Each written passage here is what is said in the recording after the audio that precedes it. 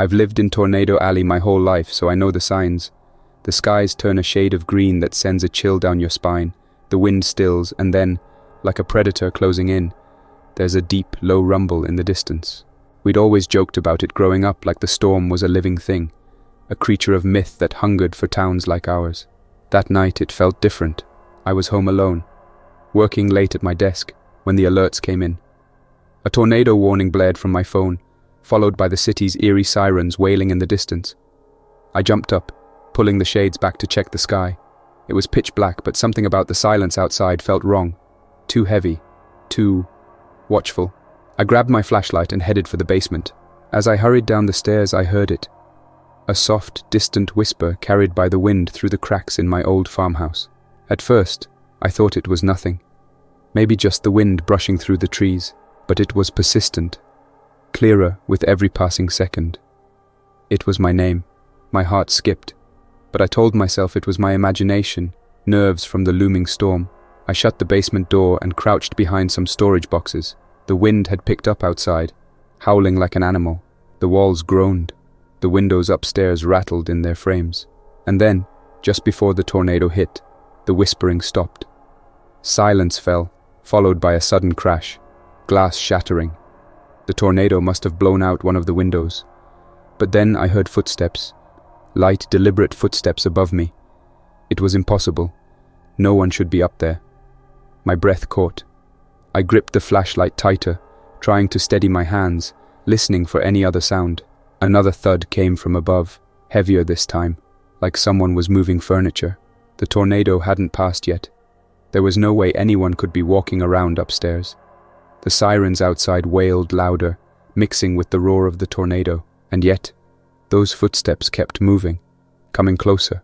I held my breath as they reached the top of the basement stairs. The door creaked, slowly. I wanted to scream, to run, but my legs wouldn't move. My heart pounded in my chest so hard I thought it would burst.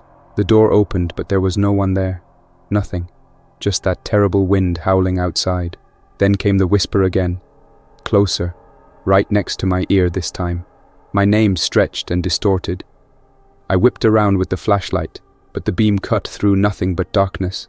And then, the walls around me burst with noise. The windows shattering. The house trembling under the force of the storm.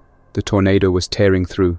I dropped to the floor, covering my head, praying it would pass quickly. After what felt like hours, everything went still.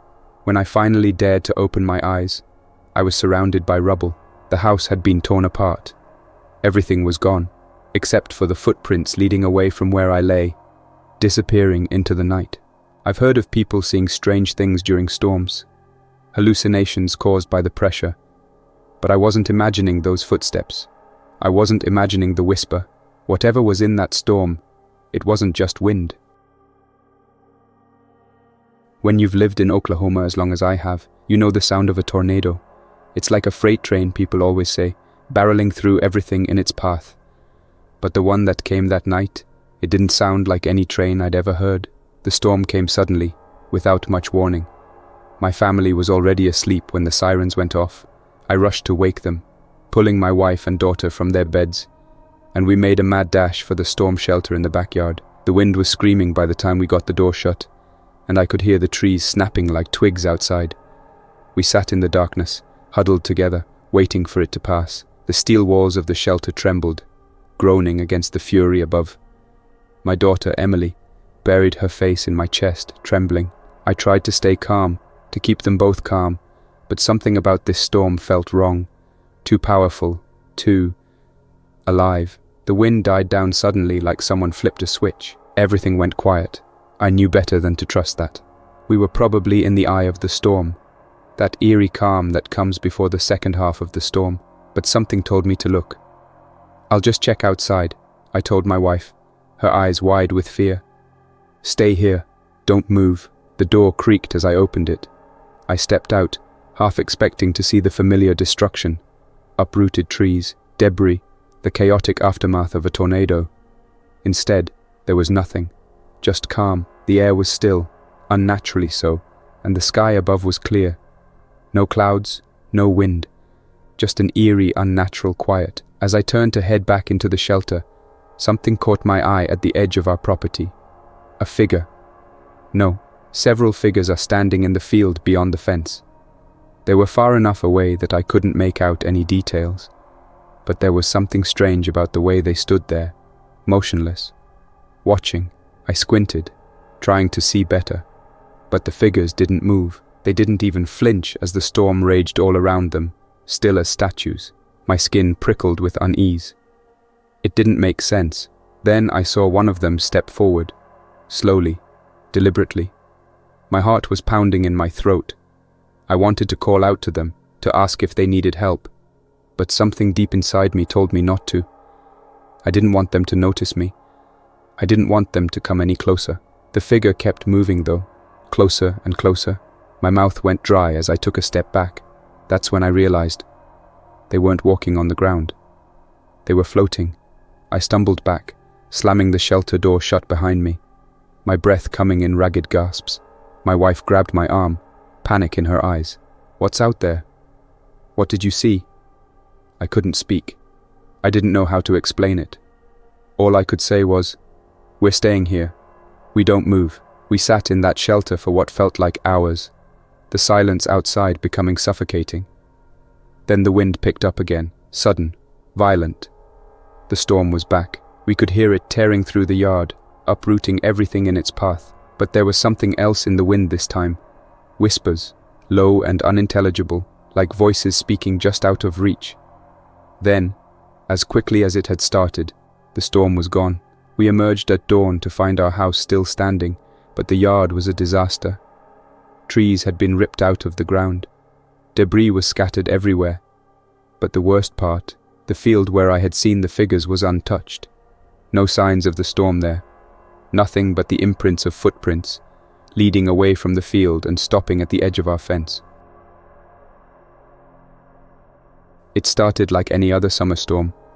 My brother Jake and I were out on the porch, watching the clouds roll in from the west, the air thick and heavy with the promise of rain. We loved storms, always had. Something was thrilling about the way the sky darkened, the way the wind kicked up dust and leaves, the anticipation of chaos. But this storm, this one was different. The clouds twisted unnaturally, churning like something alive. The sirens hadn't gone off yet, but we could feel it. That pressure in the air made your ears pop. We should have gone inside, should have taken cover, but we stayed out, too fascinated by the strange shapes forming in the sky. Jake pointed toward the horizon. "Look at that one," he said. "It's almost human." I squinted, following his gaze, and my stomach dropped. He was right. The swirling mass of clouds was curling into something resembling a figure. Long limbs, a hunched form, and a head that seemed to stretch toward the ground like it was searching for something. Just then, the sirens wailed, and my mum screamed from inside the house, calling us to get to the basement, but I couldn't look away. I watched as the cloud creature lowered itself toward the earth, its swirling body darkening and gaining speed. It wasn't just a tornado. It had form, shape, intent, and it was heading straight for us. Jake grabbed my arm, pulling me out of my trance. "We gotta go," he yelled, dragging me toward the house. We sprinted inside, the wind suddenly howling louder than I'd ever heard it. Windows rattled, the house shook, and the lights flickered. We barely made it down the basement stairs before the house groaned like it was being torn apart. We huddled in the corner, my heart racing, the sound of destruction above deafening. But through all that noise, I heard something else, something worse. A voice, faint but growing louder. It was coming from outside, carried on the wind, and it was calling my name. At first I thought I was imagining it. The stress, the fear, it had to be messing with my head. But then Jake turned to me, his face pale. "Do you hear that?" he whispered, his eyes wide. I nodded. It's saying my name." The voice grew louder, more insistent. It sounded almost human but wrong, like the words were being pulled and stretched, distorted by the wind. I pressed my hands over my ears, trying to block it out, but the voice felt like it was inside my mind, echoing through my thoughts, urging me to come outside. I don't know how long we stayed in that basement, the storm raging above, the voice whispering persistently. When the winds finally died down, we waited a long time before daring to emerge. The house was in shambles. Trees were uprooted, power lines down, and debris everywhere. But the strangest thing? There was a line of destruction leading away from our house, like the tornado had carved a path through the town, sparing us at the last second. Yet, in the center of the yard, there was a perfect circle of untouched grass, where the thing had stood. I thought we were safe, that it was over. But as we began to clean up the damage, I noticed something chilling. In the dirt outside the basement window, clear as day, were footprints. Large, deep imprints led away from the house, but no tracks were leading to it. Something had stood there waiting while the storm tore through our town. It hadn't just been a tornado, it had been watching, searching, and it had called my name. And the worst part? I think it's still out there, waiting for me to answer.